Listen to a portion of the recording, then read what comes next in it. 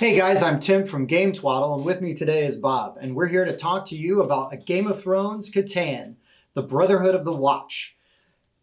This is Catan with a twist. With a twist. But in Catan, you've got territories out here. They've all got a number on them. You roll 2 dice, you add them together, and then if you have a little settlement or a keep next to that number, you generate those resources. And you use those resources to build more settlements, build roads, so on and so forth, right?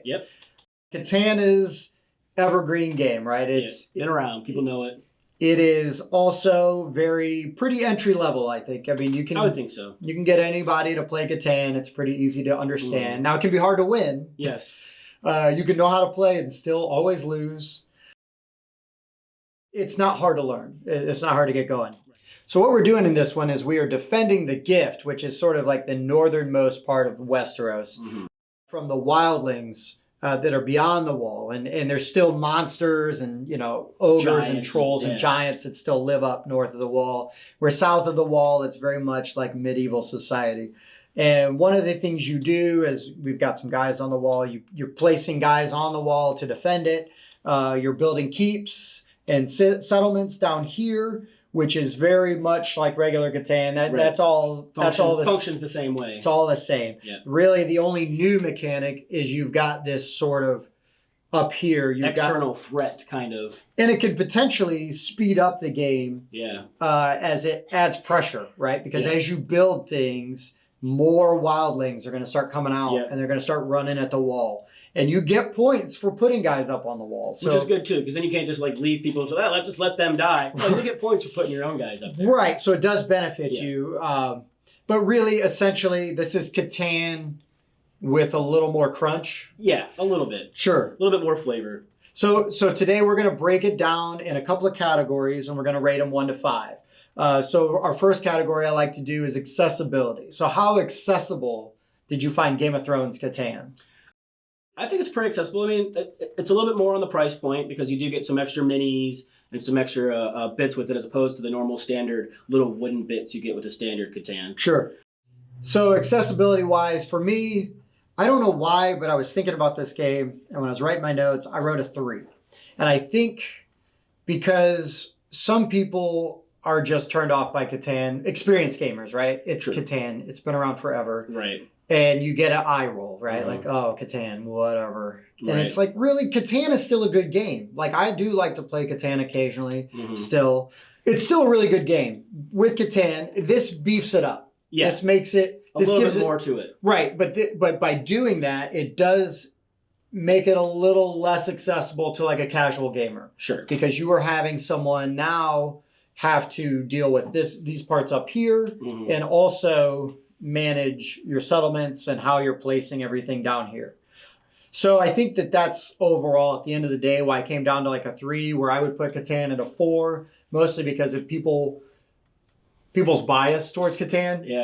Which I don't think is fair, but it's an older game. It's fine. I think anytime you mention any kind of an older game, people have that the new game bias. Like, sure. It's not super new, so how can it be cool? So it's not unaccessible, and it is more expensive. Than regular Catan, and it has held its value, right? Like, this game is over 2 years old, and it has never really come down in price. It is Fantasy Flight, so Fantasy Flight does put out really nice miniatures. The wall here is excellent. I like it. It's really not needed. But I like it. You could just have it with no wall. And it's a nice visual. But it is a nice visual. It gives the game some texture. Yeah, a little bit of 3D action going on. But so anyways, now moving into components, right?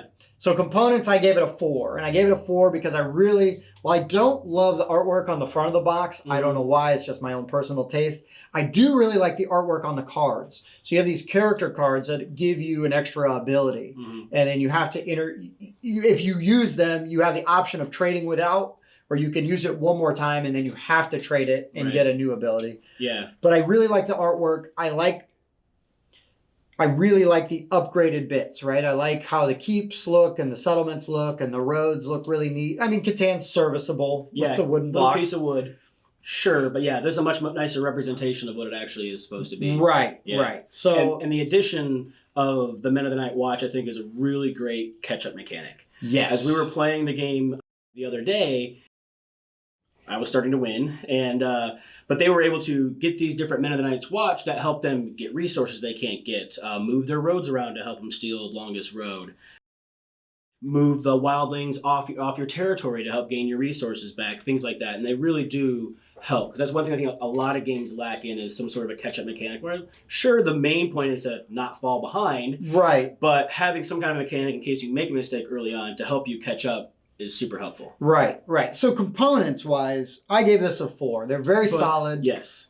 The artwork on the cards is great. The Yeah. miniatures are all really good. Mm-hmm. It's a little unnecessary, but that does not put Take me away out. from me. Yeah. Like some people are like, oh, well, you don't need that. That's extra, whatever. I mean, the dice are kind of plain. Yeah. They're dice. They're dice. 6 It's fine. sides. It's fine. You can replace these for $3 if you want. Like no problem with some cool dice. Anyways, but components, very good, very solid. Yeah. Good production. So for me, it was a 4 out of 5. I'd give it about a 4 too. Now gameplay. Yeah. This is Catan. Yeah. This game is Catan. Yeah. So you know Catan. Mhm. If you know Catan, that's all it Sometimes is. the 8s always hit. Sometimes the 8s never hit. So, Right. Now for me, Lane, you were talking about with these guys over Mhm. here.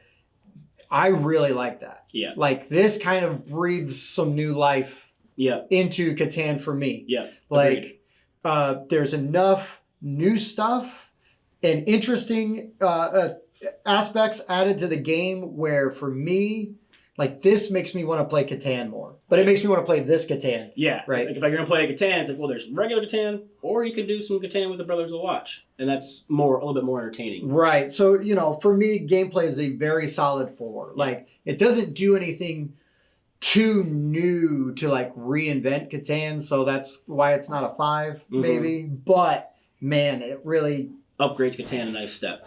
It really does. It just gives it an extra layer for me. Yeah. That's how I feel. Now, price and value. So for me, I put it at a 3. It is a more expensive version of Catan. Mm-hmm. Yes, it does make it a little bit more complex, but it's not reinventing the wheel. Right. It has held its value. Like this is not getting much cheaper. Like MSRP is pretty consistent with this. Yeah. But it's Catan. Yeah.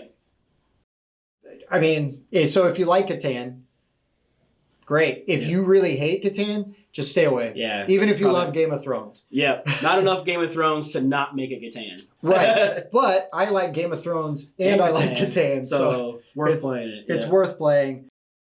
And I think a 3 is pretty fair. Yeah. For everything you're getting, I get why it's more expensive because of the way they do the modular board, because this actually breaks down. You can pull this piece out and bring these in for a 3-player Smaller game. count, yeah. So it does have a little bit of variability, but it is also kind of restrictive because it's 3 or 4 players. Yeah. Unless you get an expansion. Correct. So it makes it a little tougher sometimes to get to the table. Interaction. Who's this for? Who do you play this with? How do you feel? Well, Catan lovers, obviously, I try to throw it at them to make sure that they've played the other side. The 3 to 4 player mark is tough. Like to get, just that many people sometimes, you send out extra invites and then everybody responds, or you don't send out enough and you're short people. Sometimes you end up with 5 or 6. Yeah. And if you don't have the expansion, which there is a 5 to 6 player expansion for this. Nice. But you got to go out and get that to then to accommodate it, right? So for me, interaction is about a 3, and again, it's sort of that Catan bias that you're fighting against. Yep. I would argue with people like, no, like there's more to it. Mm-hmm. Also, like you said, there's not enough Game of Thrones to really like pull in Game of Thrones fans that aren't really gamers. Right. I would just hit like the Game of Thrones board game, like straight up, right? Or like one of the lighter ones, because it is just Brotherhood of the Watch. Like you're not going to see any. There's no Lannisters and stuff. Yeah, you're not going to see any of them. I can get it played. I can probably get my family to play this. Yeah. At the very least, you could strip away all the extra stuff and just play Catan still on this. if you didn't feel like getting out your old Catan game. Right. But for me, it's a very solid 3. I really enjoyed the game. I like Catan. I like Game of Thrones, but I do understand the limitations, and I think that you have to have those in mind if you're going to try to bring this to the table. But overall, because of all of those things, and I do like the quality of the miniatures, I give it a 4 out of 5, and that's my own personal bias. Yeah. Like I said, I like Game of Thrones. I really like Catan. I like playing Catan. I wish it would be a little shorter, and I think that this helps to move the game along. This does move the game along a little bit, because Catan can run long, a little long sometimes, but this doesn't necessarily suffer from that as much. But yeah, so for me, it's a 4 out of 5. I could see some people not being as big a fan, but yeah, I'd probably say a 3 out of 5 for me, just because it is basically still Catan. Yeah, it really is. It really is. Yeah. And so if you were to give Catan a 3, for me, there's enough to make it a 4. Yeah. So that's where I come down. I've been Tim, and this has been Bob, and thanks for watching. Thanks for watching Board Game Rundown. If you liked what you saw, Give us a thumbs up. Hit subscribe. and definitely ring that bell.